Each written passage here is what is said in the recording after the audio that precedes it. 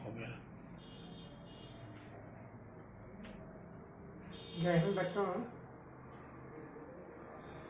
आज दसम वर्ग का काव्यखंड की अंतिम कविता कन्यादान, जो आपको नए सिलेबस में पढ़ना है। कवि हैं ऋतुराज। ऋतुराज का जन्म सन 1940 ईस्वी में भरतपुर में हुआ। राजस्थान में है स्थान भरतपुर, और राजस्थान के ही राजस्थान विश्वविद्यालय जयपुर से उन्होंने अंग्रेजी में एमए किया। उसके बाद अंग्रेजी साहित्य का शिक्षण कार्य प्रारंभ किया, और अब वे अवकाश प्राप्त कर स्वतंत्र लेखन करते हैं। ऋतुराज जी आधुनिक कविता काल से विशेष प्रभावित हैं, और इस कविता के अवलोकन से ऐसा लगता है कि वे वामपंथी विचारधारा से सिक्त हैं। पौराणिक जो हमारे यहाँ विवाह पद्धति है, वैवाहिक व्यवस्था है, जो कन्यादान की रीति है, या कन्यादान से पूर्व जो माता पिता परिजन के द्वारा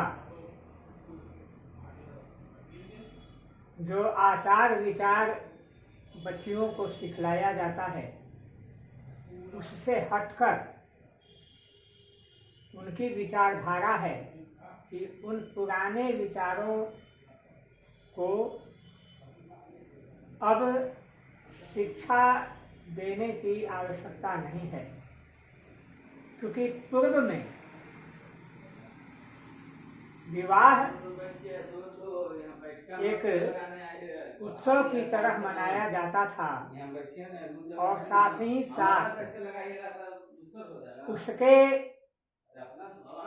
मध्य में यह विचारधारा थी कि हमारी लड़कियां सेवा भाव से प्रेरित हों। परंतु आधुनिक परिवेश में आधुनिकता का अनुमोदन करने वाले या आधुनिक विचारधारा अपनाने वाले लोग इस दाम्पत्य जीवन की आस्था, इसकी भूमिका, इसके कार्यकलाप को कुछ दूसरी दृष्टि से देखते हैं। हमारी जो भारतीय वैवाहिक पद्धति है, उसमें ऐसी बात नहीं थी कि दासी के रूप में दान कर दिया जाता था कन्याओं को।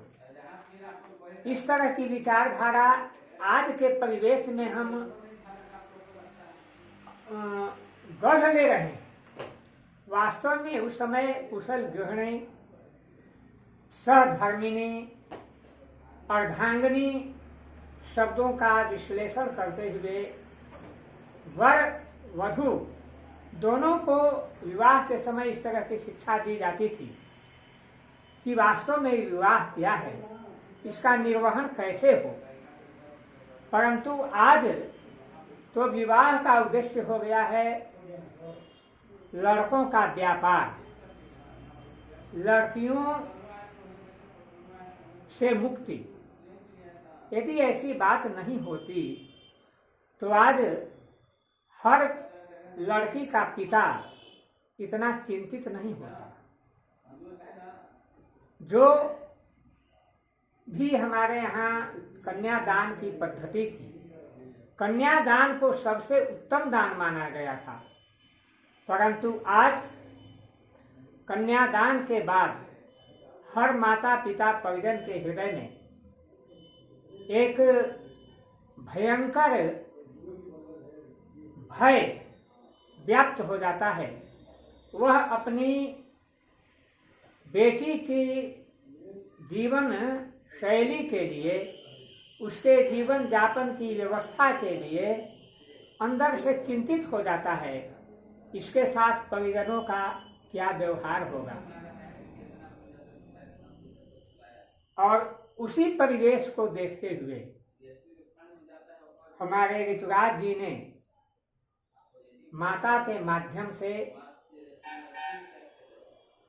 पुत्री को संदेश के रूप में कन्यादान के पूर्व माता क्या संदेश दे रही है, या किस संदेश की आवश्यकता है, इस पर इन्होंने कलम चलाई है।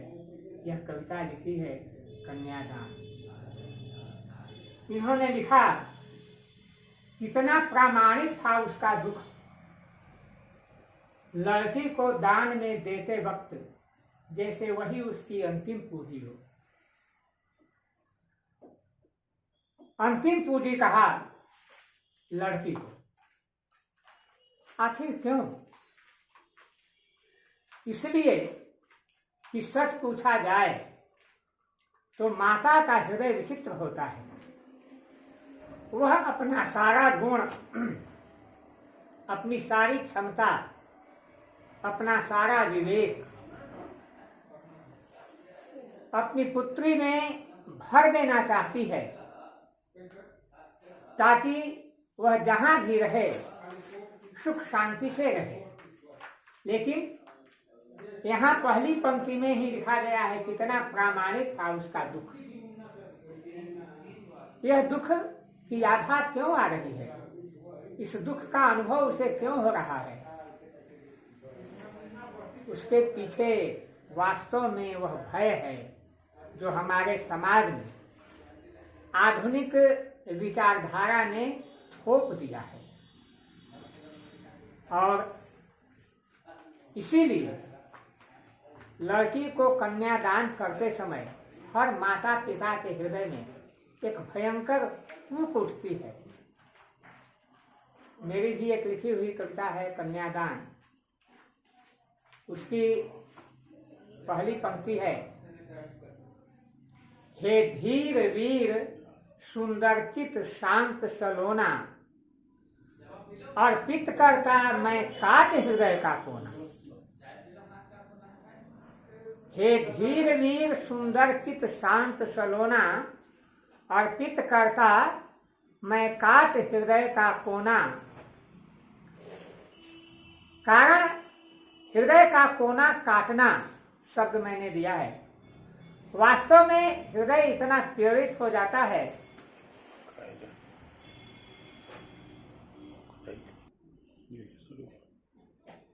तो बच्चों, वास्तव में माता का दुख व्यक्त करने के लिए प्रमाण की आवश्यकता नहीं होती। वह तो उसका प्रमाण स्वयं है, क्योंकि पुत्री माता के सानिध्य में जन्म से ही रहती है और उसके सारे संस्कारों को, सारे कार्यकलापों को वह देखती ही नहीं, उसमें सहभागिनी होती है, सहयोगिनी होती है। और वही सहयोगी यदि उससे अलग हो जाए तो उसकी पीड़ा तो होना स्वाभाविक है। इसलिए कन्यादान के समय दुख के प्रमाण की कोई आवश्यकता ही नहीं होती।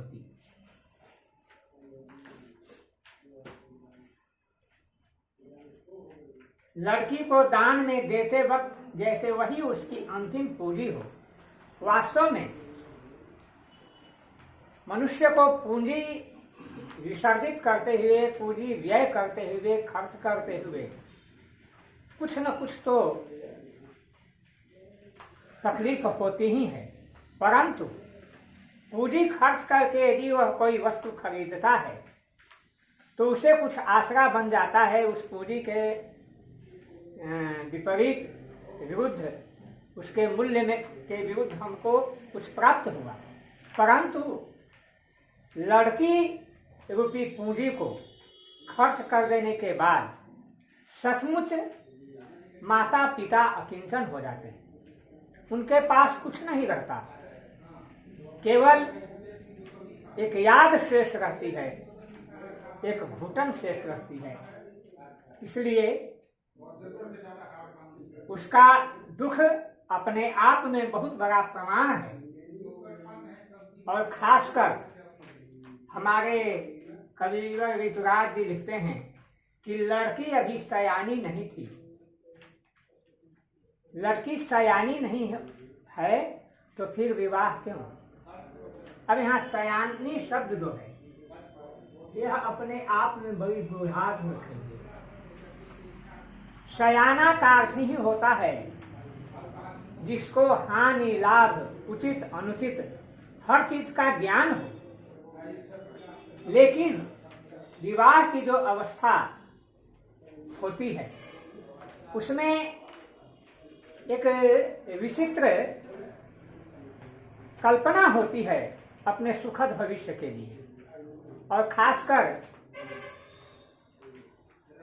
लड़कियों के हृदय में तो एक सुंदर राजकुमार, सुसज्जित राजकुमार और सुबोध राजकुमार की कल्पना होती है। और उस कल्पना का शब्दों से मूल्यांकन नहीं किया जा सकता। भीतर कितनी प्रसन्नता होती है। दिनकर के शब्दों में, दिनकर की लिखी हुई एक कविता है बालिका से वधू, उसमें उन्होंने लिखा है कि वास्तव में विवाह की कल्पना जब उठती है हृदय में तो ऐसी स्थिति हो जाती है कि उन्होंने लिखा, पड़ जाता चस्का जब मोहक प्रेम सुधा पीने का, तो सारा स्वाद बदल जाता है दुनिया में जीने का।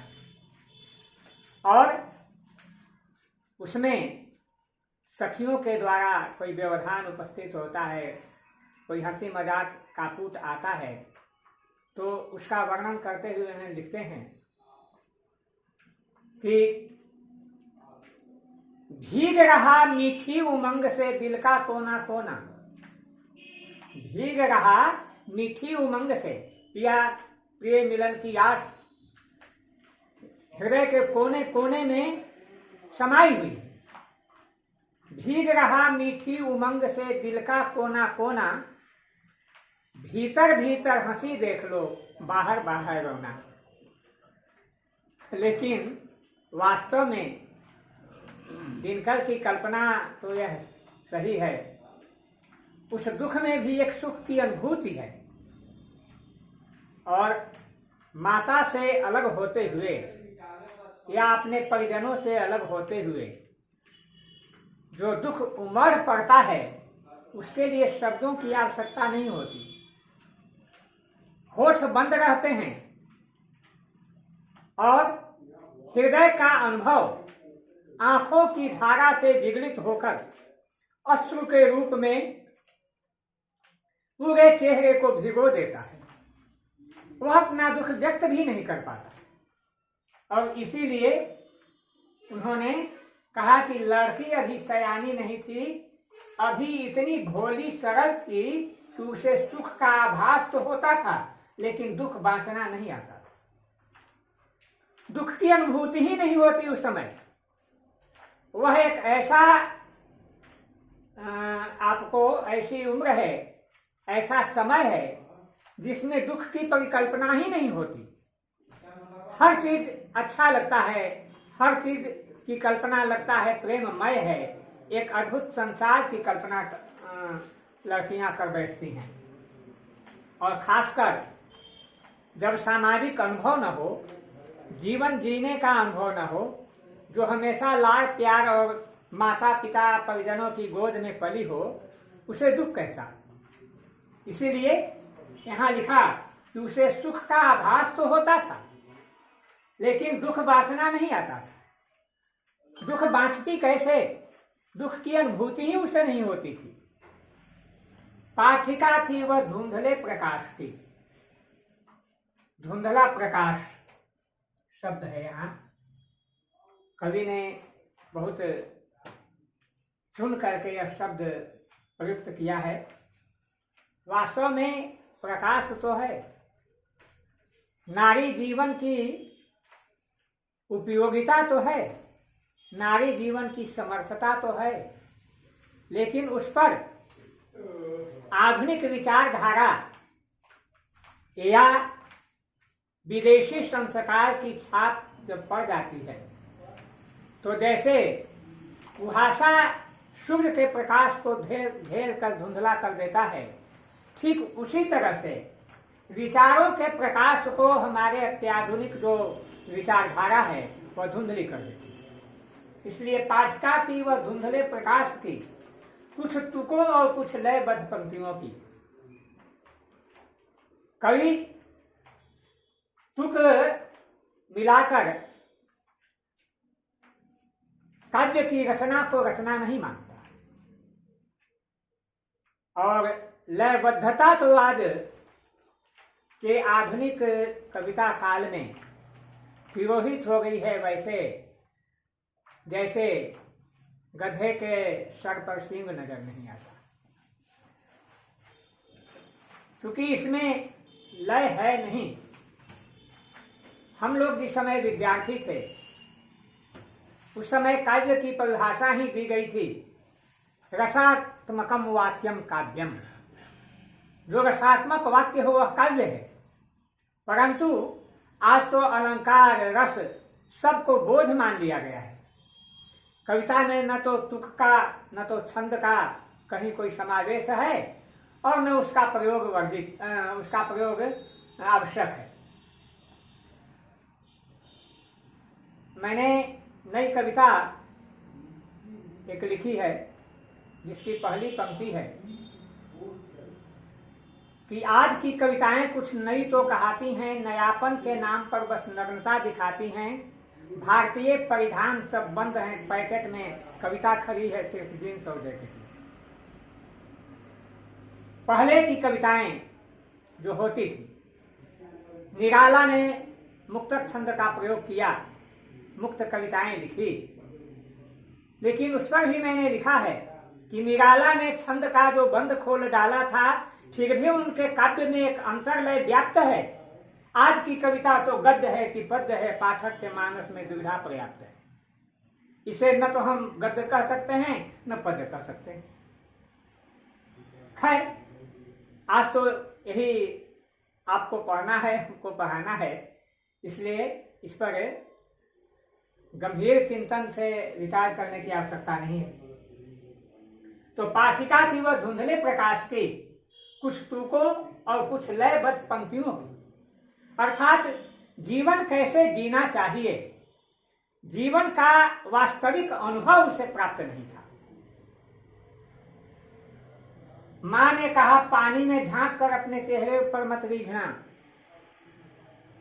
अब यहां पानी शब्द का प्रयोग किया है कवि ने। ऐसा नहीं कहा कि दर्पण में झांक कर अपने चेहरे पर मत रीझना, क्योंकि दर्पण में जो प्रतिबिंब होता है उसमें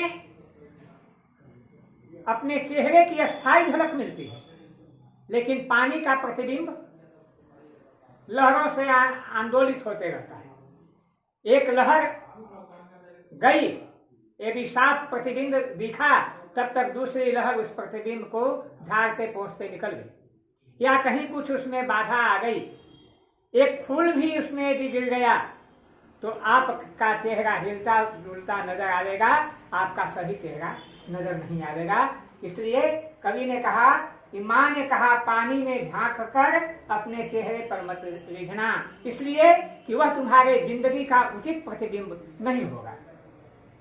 आग रोटियां सेकने के लिए है, जलने के लिए नहीं। बड़ी गोह ज्ञान है इसमें। आग रोटियां सेकने के लिए है, जलने के लिए नहीं। यह तो हर आदमी जानता है, चाहे वह नर हो या नारी, कि आग ज्वलनशील पदार्थ है और उससे रोटी बनाई जाती है। परंतु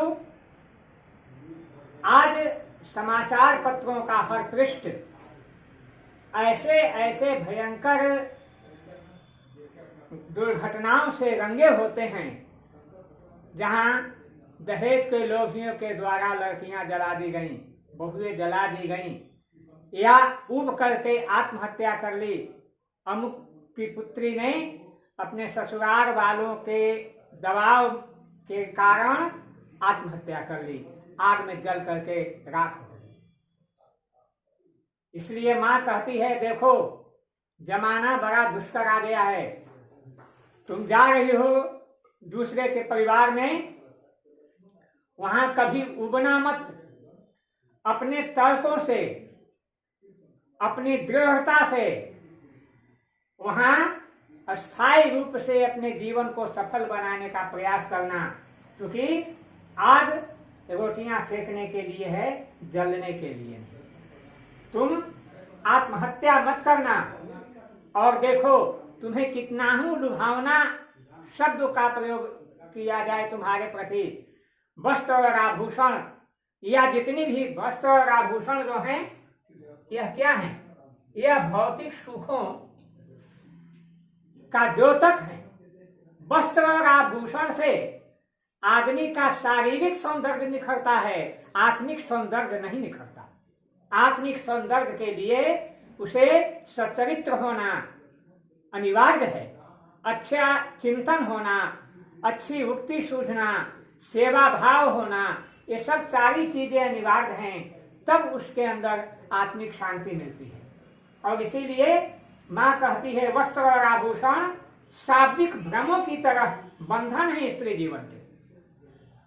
आज स्त्रियां प्रायः अपने पुरुषों से इसीलिए नाराज भी रहती हैं या यही मांग करती हैं, भौतिक सुख सुविधा, आभूषण दें, वस्त्र दें, हमें बनारसी सिल्क की साड़ी चाहिए, हमें सुंदर आभूषण चाहिए, हीरो का हार चाहिए, आदि अनेक तरह के भौतिक सुख की कामना करते हैं। परंतु वास्तव में यह सुख नहीं है। सुख तो वह है जो हृदय को शांति प्रदान करे, देखने वाला भी उसके सात्विक स्वरूप को देखकर नारी के प्रति नतमस्तक हो जाए। यह भारतीय पद्धति। कहा गया है, यत्र पूजयन्ते नारी रमन्ते तत्र देवता। हमारा सिद्धांत है, नारियों के प्रति हमारी यह भावना है कि जहां रमणियों की पूजा होती है, जहां नारियों की पूजा होती है, वहां देवत्व का वास होता है। लेकिन आज नारियां हमारे समाज में सबसे उपेक्षा की वस्तु बन गई और उनके नाम पर आरक्षण लागू कर देने से उनके चरित्र निर्माण में कोई आपको इजाफा होने वाली बात नहीं है, उसमें कोई सुधार होने वाली बात नहीं है। हाँ, वे भौतिक सुख सुविधा उपलब्ध भले ही कर लें, लेकिन मानसिक सुख सुविधा जो चाहिए, एक बच्चे के प्रति ममत्व की भावना जो चाहिए, एक पति के प्रति समागम की भावना जो चाहिए, उस भावना की पूर्ति आरक्षण नहीं कर सकता। और इसीलिए कहते हैं, वस्त्र और आभूषण शाब्दिक भ्रमों की तरह बंधन है स्त्री जीवन के। माँ ने कहा लड़की होना, पर लड़की जैसा दिखाई मत देना। इसलिए यदि लड़की जैसी दिखाई देगी तो यह समाज तुम्हारा दोहन, शोषण, यहाँ तक कि हत्या पर तक उतारू हो जाएगा। इसलिए भारतीय लड़की के समान तुम अपने हृदय को दृढ़ बना करके हर बाधाओं को सामना करते हुए अपने भविष्य के निर्माण के लिए अपना कार्य करना और लड़की जैसा दिखाई मत देना, बल्कि नारीत्व शक्ति से अभिभूत होकर अपना कार्यक्रम करना। जय हिंद।